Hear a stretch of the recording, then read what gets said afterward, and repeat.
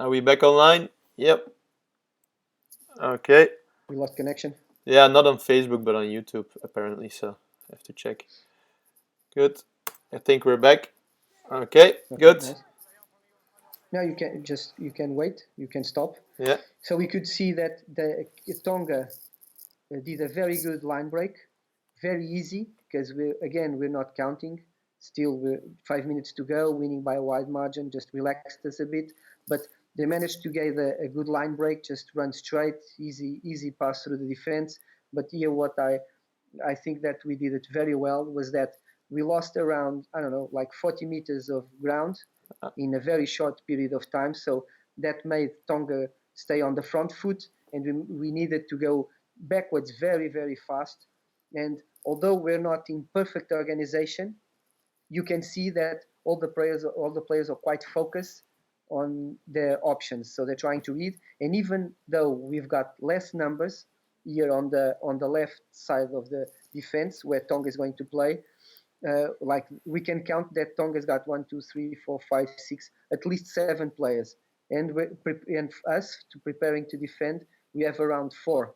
But you can see that number 13, you can see we've got the last guy in defense. He's got the yellow boots, so he's the wing, and you can see that number 13 is the guy before him. He already took his decision, and he decided to take like the kamikaze option and try to hit the guy, and he took the guy to hit. So although in here you can see terrible decision in the beginning because they did an easy line break, very poor in defense. But then what was good is very fast organization, or very fast possible organization, because we lost a lot of ground and we had to run a lot backwards. But then the possible organization was very effective because they took very good options in the way that they run. And you can see, although we've got few numbers in the left side, they're a bit spread. So that gave them the option to read what's in front of them and to take the right decisions. Now, if you can push play, you can see what they decided.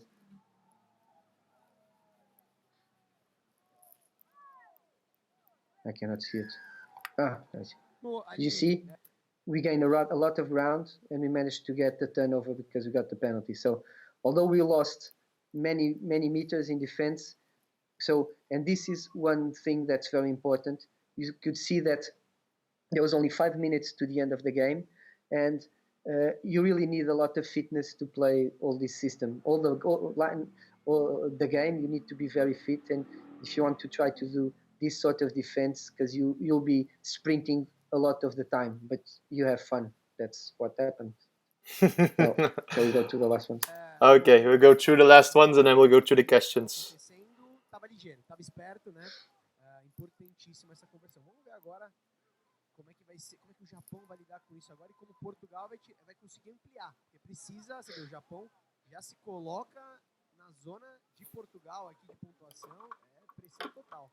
E já vai para cima, já logo na sequência, como o Bonini bem destacou. Olha aí o avanço, tentativa ali do... So this was in the final, right? Acabou sendo tacleado, mas o Japão... the final. Passes muito bem trabalhado e muito bem elaborado. E o Shiro... Aí o Yushiro fez a passagem. Kaizei estava ali bem marcado, mesmo assim conseguiu passar. Mas acabou saindo. So you could see that there's also another change in the way that we defended in that clip, because you could see that the Japanese stop, okay, because the Japanese players, they're quite powerful, and their attacking system was different from all the other teams that we've played. So they had a big concentration of players around the ruck, and they would take very good and quick options that would break a lot of times the defensive line. And here, if you could see, if you guys look clearly in the positions that the players were around the ruck, were very tight. We're not giving a lot of space between each other like we did in the other games, because we knew that they were coming. They would try to attack those spaces that we had. See here, you could see in other games I was criticizing a bit when we were getting very narrow in defense around the ruck. And in this game, that's precisely that was precisely what we wanted. We wanted to stay narrow because we knew that they would take at least 3 phases around the breakdown, and that's where we needed to stop them and hit them and try to get the turnover. But they were very strong physically. And then we could see in this clip also that although we were quite narrow in defense and we were trying to go fast, to go up fast and trying to do the drift, we were doing outside, inside in a very short area. So we're not going very wide, we're going much shorter. And that's why Japan tried to do the overhead pass in this. But we had the number 15 covering that space because we knew that they were going there. And we also knew that they wouldn't kick that much into our back. So this was the game that, well, we like in the previous, but we adapt. So we stick to the same system as I was explaining you, but we adapt the way that we got our positions. Okay. So we still did inside. The inside defense was going up and then tried to drift, and the outside defense was out and trying to come inside, but in a different way. So good. So I have a good question from Ionor here. So in your types of defense, is there in your system in spacing wider than the drift defense? So if you have your outside defense, is the spacing much wider? Sure. And what is the reason for that? Because when you're going outside inside, you're always running inside. If you start shorter, you'll end up very short. If you start open, you'll end up short. If you know what I mean. Yes. If you start in a big space in the defense like in wide, when you're coming inside, probably you'll end up here. But if you start here and you come outside inside, probably you'll just hit the inside defense. And that's one of the big issues and one of the problems that we needed to sort out and to solve and to train a lot, because in the beginning when we introduced this system, that happened a lot to us when we were playing each other, when we were playing some training games. A lot of times we were getting very short and then we were giving too much space outside. So a pass just over our head would easily break our defense. So that's why you always need to have the decision makers in the inside defense. They must be wide so that they can come inside, and if they're very wide, they can read clearly what's happening inside of them. So I think what's really good here is like to hear like our players in the beginning when we use this type of defense are a bit scared to leave the spacing. So they're scared to leave a wide space. So it's really important, I think, here that they stay connected in every time. So they know that they have to shift and stay connected the whole time. So make that decision, but everyone needs to believe in what they are doing, and they need to believe it. So. That's when we talked about last week. For me, the most important thing is not the system, because you can see 3 seasons with quite successful seasons, different players and different sorts of defense, and things happen because the players had the mindset and they believed in the system, whatever the system was. And that's what we're saying. What you were saying, it's really true. They really need to believe in the system, whatever the system is, but especially if it's outside, inside, they really must trust in what's happening. Okay. Otherwise, there will be gaps. Like in 2018, when we started introducing this outside, inside system, we're also doing the same way near the breakdown, and that wasn't that safe, because sometimes you don't count well the attackers and you give space. And here against Japan, you could see that there were no line breaks in the forwards. Well, only because they're quite strong and they would push us, but no clean line breaks, because they were all very. We closed their structure in that area. Okay, maybe another question here. So what made you adapt the system? Is it because of team profiling, or with rugby changing, or why did you change and adapt the systems every year? What is your philosophy on that? In the first season was because that was the system that I've learned almost all my life, and that's what we've been doing in the many years. And the thing that sometimes we could use 13 trying to close with the wing, but that wasn't very aggressive. And then from learning a lot and talking a lot and discussing a lot and trusting a lot, decided to implement different systems that I believe that would suit us much better, and for the way we play, because we're small, but we're fast, we're aggressive in defense, we're aggressive with the ball in hand, and we like to run a lot. So if we can get a structure that would suit our physical abilities and our mindset, that would be much well. The players would believe it much easily, and they will see the benefits. Because for us doing this sort of defense and getting the attack over their advantage line, so we get the dominant tackle, so we can isolate the player with the ball, would lead us to a lot of turnovers, would lead us to getting the ball much faster, and would make us run playing against a disorganized defense. So that was one of the main reasons. But for sure was like talking to guys like you and discussing a lot of rugby that would open our minds and would make us think and would make us do things much different from the traditional way and the way that everyone is doing. Okay, good. We'll go to the last clips. Só meio desligado, hein? O jogo agora muda pouco a perspectiva, né? No início, quem tava ali meio... Não que o Japão esteja desligado, mas eu acho que Portugal agora, em poucos segundos, né? Então, de repente, uma opção de jogar a bola para lateral seria melhor ali para Portugal. You can see that if we can isolate the player, we can get a turnover, and that's really, and that's not only about the system, but also the way you can see that we manage. We're going up so fast in the previous clip that we isolated the ball carrier, and so it was in our hands. Avança o Japão. Aí o passe feito. Look here, the inside defense took a little bit to go up, and that's why we were going backwards. But here, you see the wing.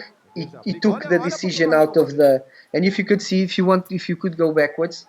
Right? Okay, wait. Yeah. In that last one, you can see well. It's the next breakdown. Yeah. It's just the last option. If you want to, you can see that the forwards were much tighter, so that they couldn't do a passing game. And now you'll see that they go to they keep on the same way that they were playing. And even if we have less numbers, you can see there's a defensive line, well, a bit disorganized. But if you look at the halfway, you can see that we have a guy lost there. So he's the guy that will take. If they do a chip or something, he's the guy that will take the option and will get the ball. And if you see after the next breakdown, you see that our wing decides to come inside and he'll take the option out of the number 12 from Japan, and you'll hit him. And you see that the guy that was doing the cover defense, he already took the position of the wing. You know, well, I hope you could understand. Yep. You see, now they go up very quickly. You see the wing. He left his player. He didn't care. Well, he left two players out. So he didn't care. He just took the option of the number 12 from Japan, making him go for the hit and giving a slow ball. And if you look in the next frame, the guy that was defending the kick, he will show up because he will take the number 11 position, because there's no way they can kick in here. Okay, good. Just show up. So, thank you, Lois. So, Bram just joined in. You know Bram already, yeah? Yeah. So he missed. So we're going to our question round for a bit. So, guys, if you have questions, I have a few that were still asked, but if you have a few new ones, please do. So Bram, was the question about around the ruck? We discussed it already, but can you give a quick breakdown on what you told about defense around the ruck? So how many people do you have there for the ball carrier, and who takes the decision? From where do you take the decision to put outside in? From what And player? I got we here, but there are no right answers. Huh? It's just you must adapt the system, and the players must know what they're doing, and as long as they all know what they're doing, things will probably be happening.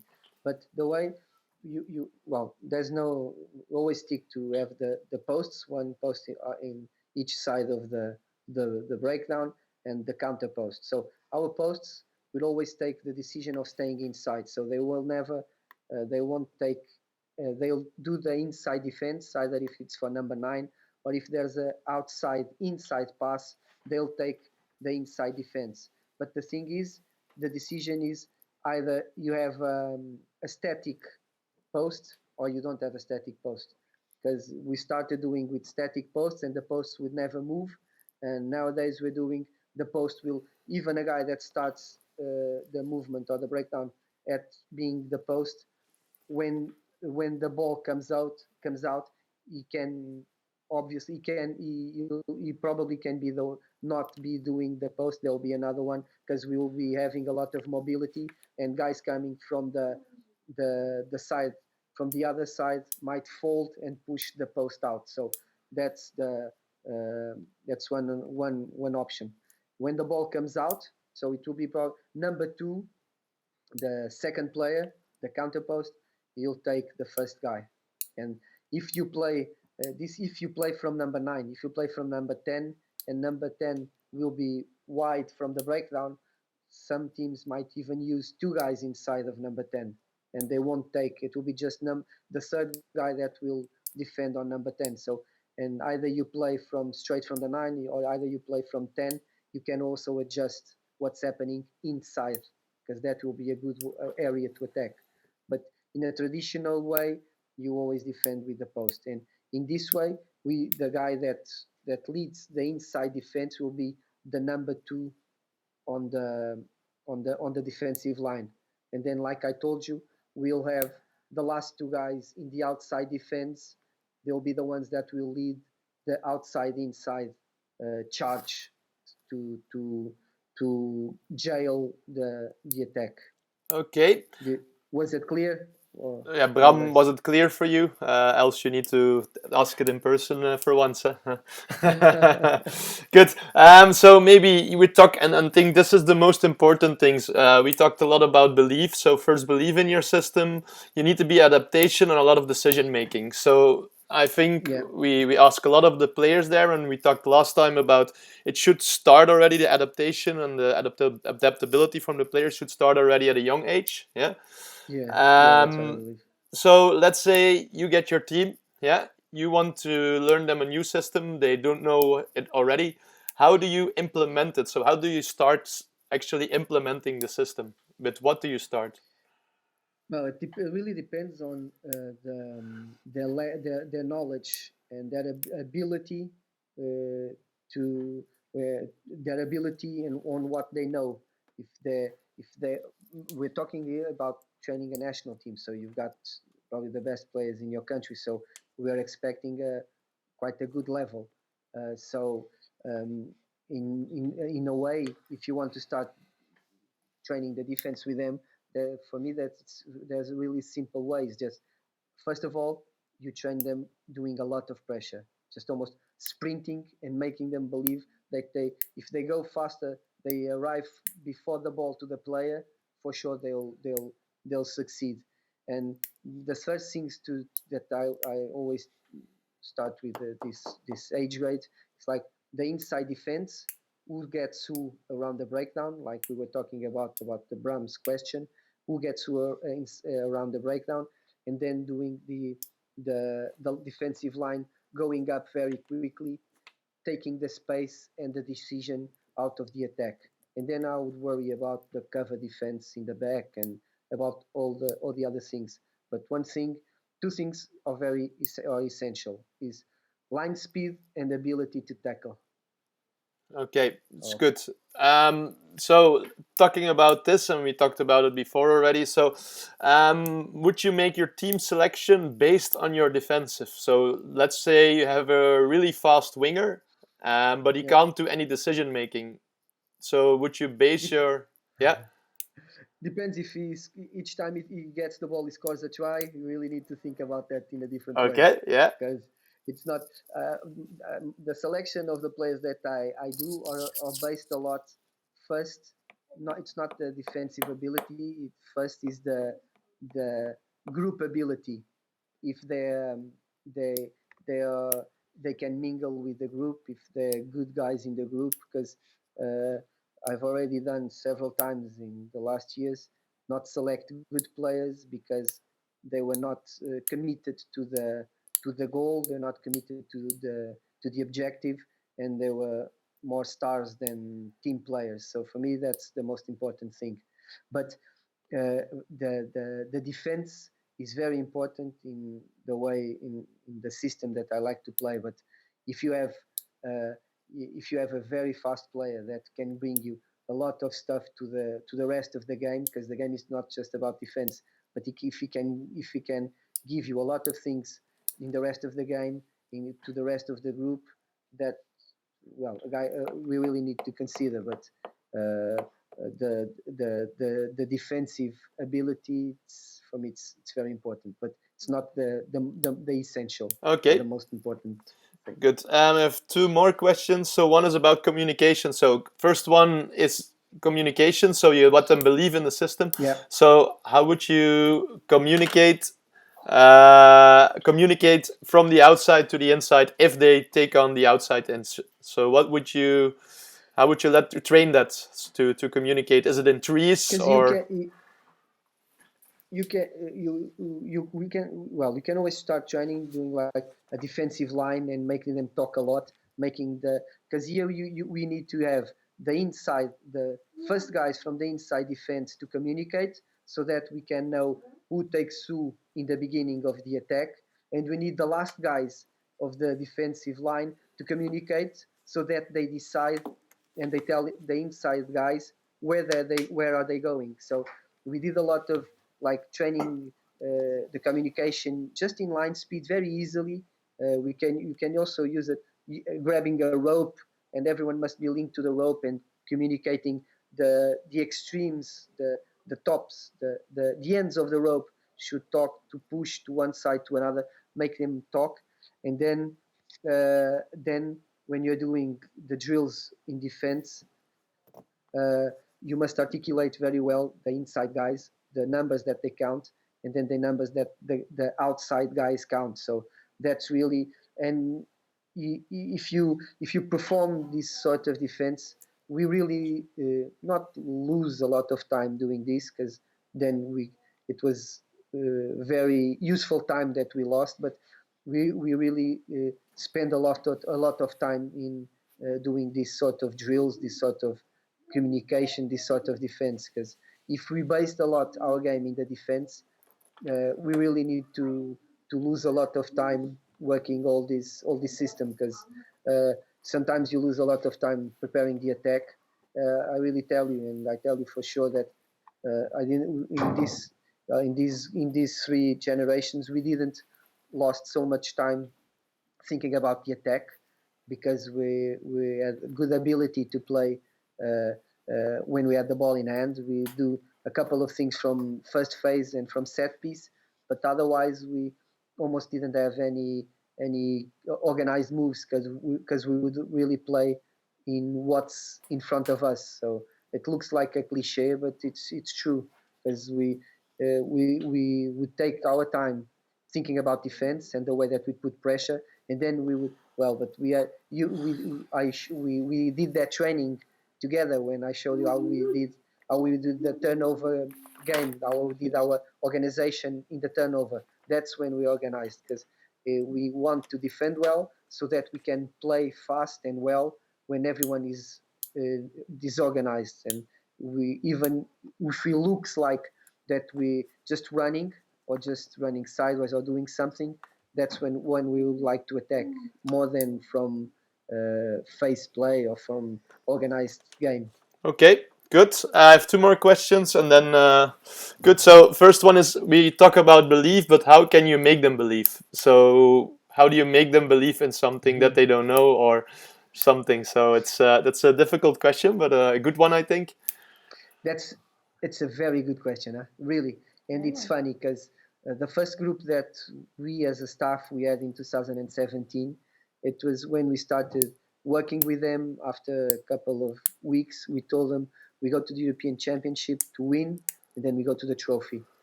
And when the first several times when we said that, the players would stay and would stare and look at us and say, "You guys are crazy. We won't get there." And uh, having then it's the way that we work with the group and the way that we talk to the group, the way that we started to perform, make them believe. And when we won the first European Championship in Bucharest, then we already knew the group for the trophy in Uruguay. We told a couple of days after we told we would go and play the final because we will manage to overcome our opponents this way and this way. And so they believed, they started to believing that. And when your mind works, when your mind believes, everyone else works.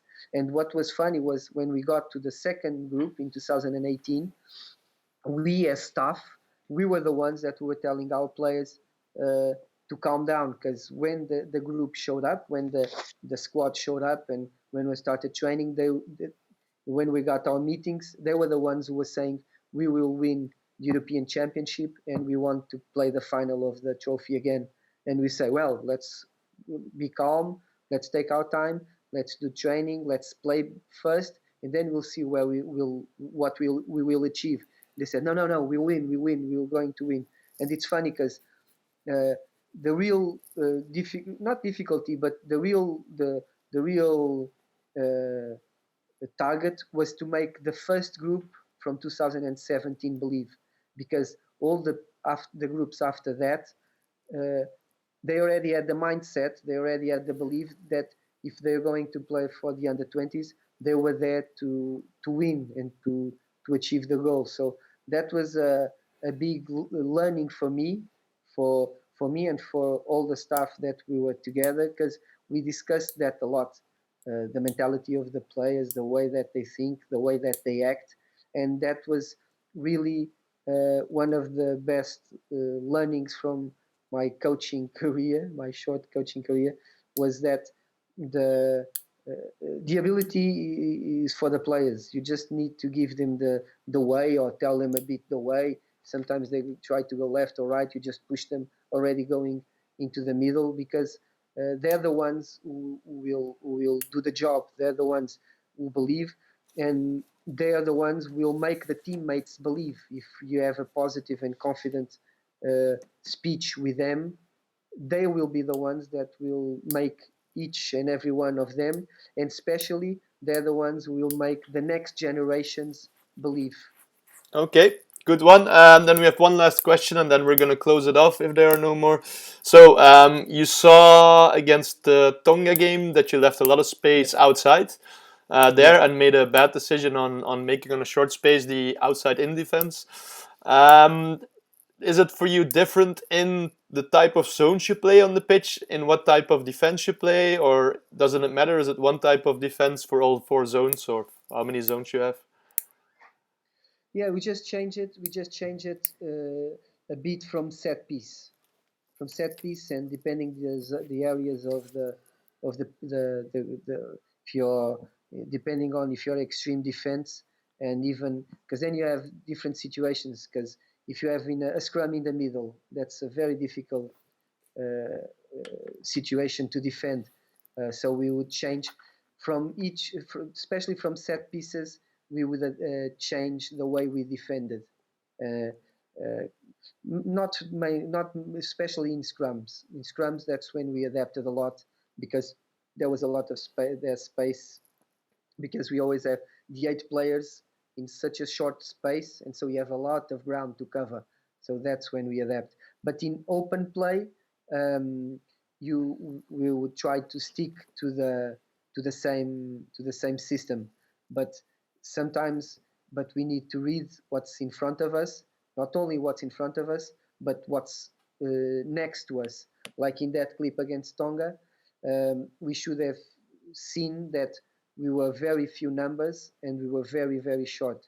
So that wasn't the right situation to do that type of defense. Then we should have waited and do the typical drift, give them the outside.